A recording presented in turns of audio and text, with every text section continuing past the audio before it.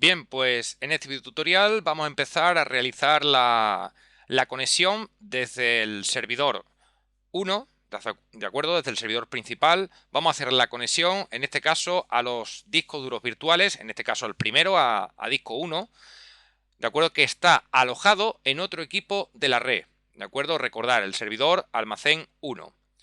Bien, si lo vemos, lo que vamos a hacer es, aquí estamos viendo el servidor almacén 1, y vamos a realizar una conexión a este disco, al disco número 1, ¿de acuerdo? Recordar que el target es disco 1, ¿de acuerdo?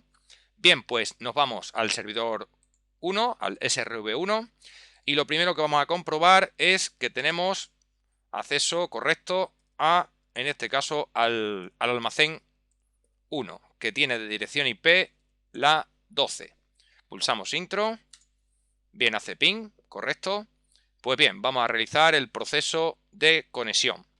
Para ello, hacemos doble clic en Microsoft iSCSI Initiator.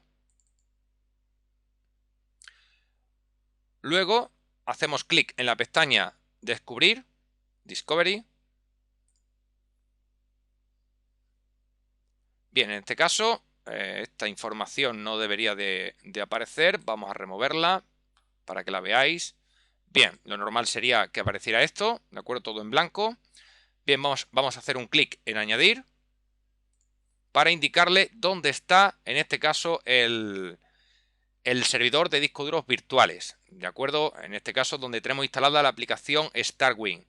Pues bien, ese servidor es el 192.168.1.12, que es el almacén.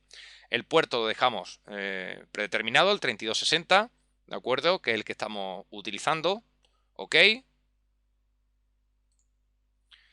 Y bien, ahora ya tenemos agregada el servidor, nos vamos a la pestaña Target y, como podemos comprobar, detecta perfectamente que en ese lugar en el que le hemos dicho, en el 192.168.1.12, tiene, en este caso, dos targets, ¿de acuerdo? Que son el disco 1 y el disco 2.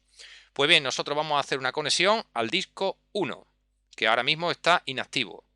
En este caso, lo seleccionamos y le damos al botón Logon. Y vamos a activar una opción que es muy interesante, que es esta primera, de tal manera que si el equipo se reinicia, automáticamente vamos a hacer la conexión a ese disco duro virtual, al disco número 1. Pues bien, lo activamos y OK. Bien, y como podemos comprobar, ahora su estado es conectado, ¿vale? Bien, pues aceptamos y ya tenemos la conexión hecha con ese disco duro virtual, ¿de acuerdo? Ahora, nuestro sistema es como si le hubiéramos insertado ese disco de manera local. Su comportamiento va a ser exactamente igual. Entonces, ¿qué haríamos si le acabamos de colocar un disco duro nuevo a este servidor? Pues lo lógico es irnos a Inicio, Herramientas administrativas y Administración de equipos. Y dentro de Administración de equipos, ¿dónde iríamos? Pues Administración de discos, ¿de acuerdo? Y fijaros lo que va a suceder. ¿Qué pasa? Acaba de aparecer el asistente para inicializar y convertir discos. Es decir, ha detectado que hay un disco duro nuevo. Insisto, fijaros, el disco duro realmente está, ¿vale? Está en otro servidor, ¿de acuerdo? Y en este caso en otra máquina.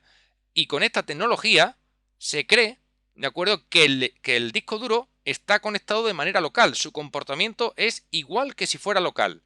¿De acuerdo? Bien, pues vamos a seguir el asistente típico. Siguiente. En este caso está detectando el disco, ¿de acuerdo? Que es un disco muy pequeñito, como podéis comprobar, es de 1 GB el que habíamos creado, simplemente para explicaros cómo funciona todo esto. Entonces dejamos activado el disco 1, que es el que queremos inicializar. Siguiente. En este caso lo vamos a dejar en disco básico, no lo vamos a convertir a dinámico, por lo tanto lo dejamos como está, desactivada la opción. Siguiente. Y finalizar.